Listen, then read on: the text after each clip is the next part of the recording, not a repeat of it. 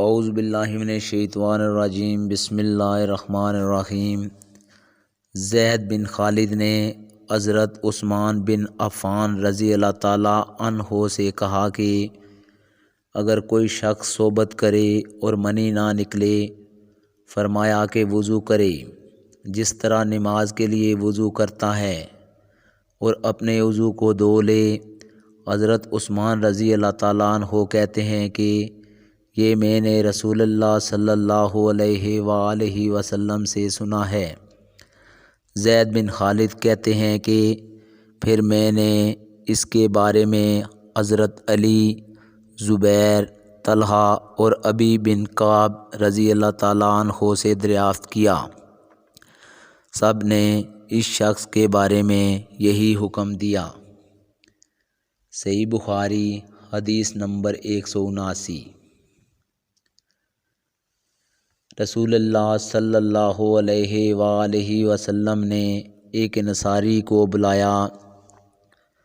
وہ آئے تو ان کے سر سے پانی ٹپک رہا تھا۔ رسول کریم صلی اللہ علیہ وآلہ وسلم نے فرمایا، شاید ہم نے تمہیں جلدی میں ڈال دیا۔ انہوں نے کہا، جی ہاں۔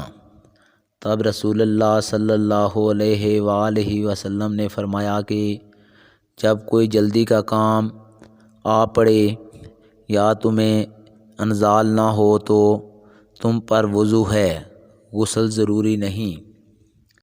صحیح بخاری حدیث نمبر 180۔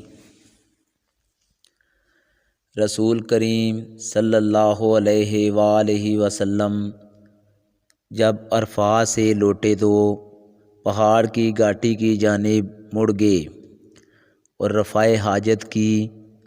اسامہ کہتے ہیں کہ پھر آپ صلی اللہ علیہ وآلہ وسلم نے وضو کیا اور میں آپ صلی اللہ علیہ وآلہ وسلم کے اعضاء پر پانی ڈالنے لگا اور آپ صلی اللہ علیہ وآلہ وسلم وضو فرماتے رہے۔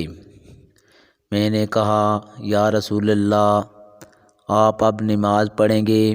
آپ صلی اللہ علیہ وآلہ وسلم نے فرمایا، نماز کا مقام تمہارے سامنے یعنی مزدلفہ میں ہے، وہاں نماز پڑھی جائے گی۔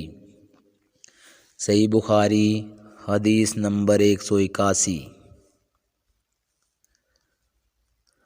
مغیرہ بن شعبہ رضی اللہ تعالیٰ عنہ ایک سفر میں رسول کریم صلی اللہ علیہ وآلہ وسلم کے ساتھ تھے۔